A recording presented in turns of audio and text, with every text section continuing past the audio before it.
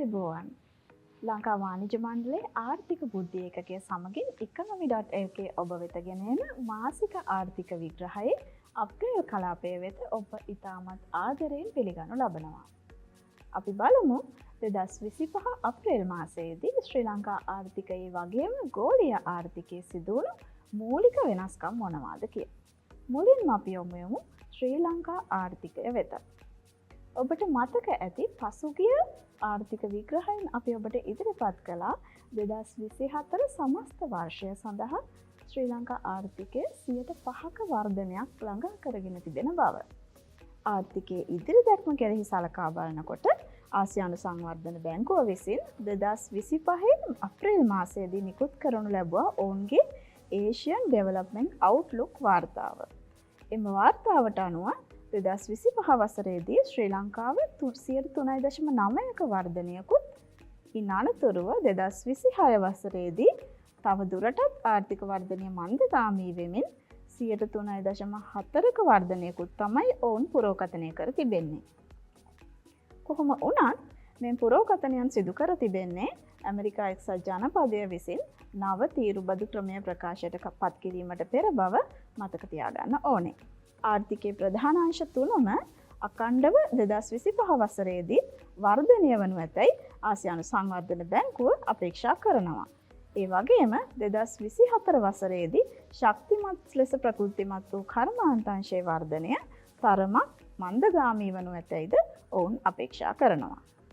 ආර්ථිකයේ ඉදිරි දැක්ම පිළිබඳ යම් අදහසක් දැන ගැනීමට අපි ඊළඟට යමු 2025 මාර්තු මාසයේ ගැනුම් කළමනාකරුවන්ගේ දර්ශකය වෙත.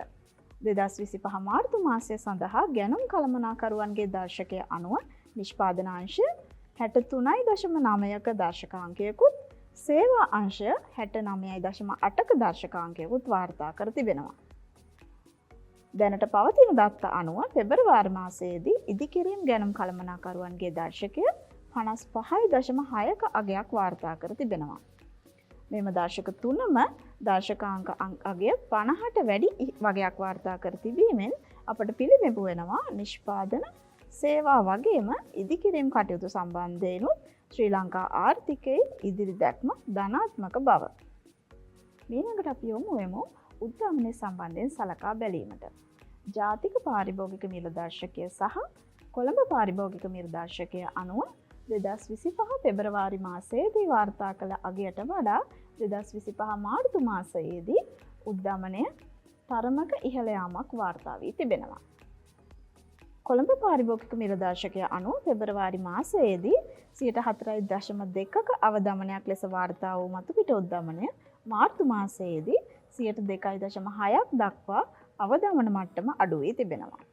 පෙබරවාරි මාසයේදී 3.9ක අවදමනයක් වාර්තා කළ ජාතික පාරිභෝගික මිල දර්ශකය අනුව මතුපිට උද්දමනය මාර්තු මාසයේදී 1.9ක අවදමන මට්ටමක් දක්වා අඩු වී තිබෙනවා.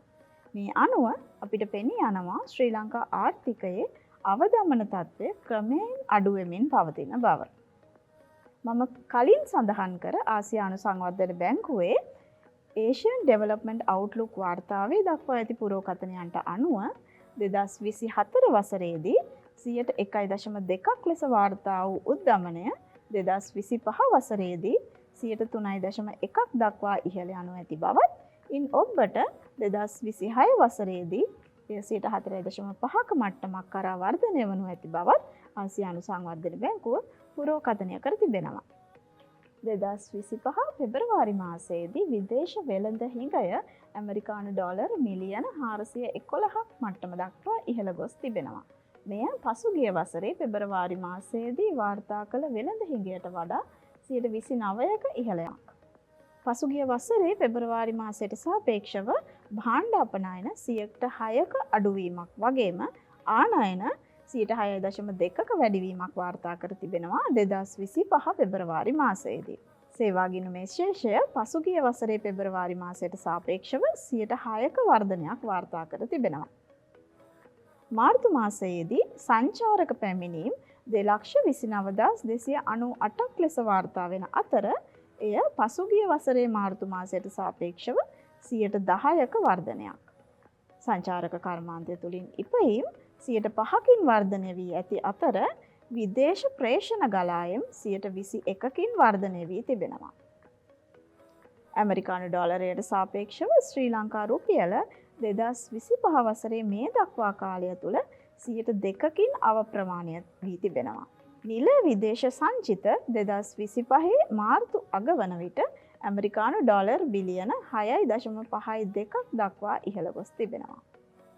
ගෝලීය ආර්ථිකය සම්බන්ධයෙන් සලකා බැලුවොත් ආසියානු සංවර්ධන බැංකුව 2025 අප්‍රේල් මාසයේදී නිකුත් කරනු ලැබූ Asian Development Outlook වාර්තාවට අනුව සංවර්ධනය වෙමින් පවතින ආසියානු කලාපය 2024 වසරේදී 5%ක වර්ධනයක් ළඟා කරගෙන තිබෙන බව ඔවුන් එම වාර්තාවේ දක්වා තිබෙනවා. නමුත් මෙය 2023 වසරේදී මෙම කලාපය වාර්තා කළ 5.5%ක වර්ධනයට වඩා වර්ධනය මන්දගාමී වීමක්. මෙම වර්ධන මන්දගාමීත්වයට මූලික හේතු වී තිබෙන්නේ චීනය සහ ඉන්දියාව යන රටවල් වල ආර්ථික මන්දගාමීත්වය. කෘතිම බුද්ධිය මත පදනම් වූ නිෂ්පාදන සඳහා 2024 වසරේදී ශක්තිමත් විදේශ ඉල්ලුමක් පැවතුණු අතර සංවර්ධනය වෙමින් පවතින ආසියානු කලාපයේ ආර්ථික වර්ධනයට එය ඉතා විශාල දායකත්වයක් දක්වා තිබෙනවා.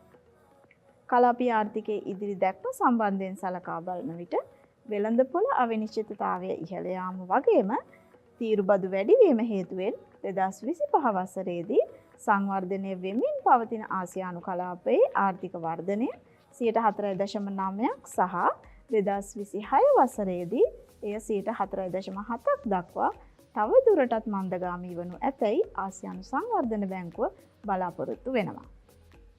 ලබන මාසයේදී නවතම ආර්ථික විග්‍රහයකින් නැවත හමු වෙමු. ස්තුතියි.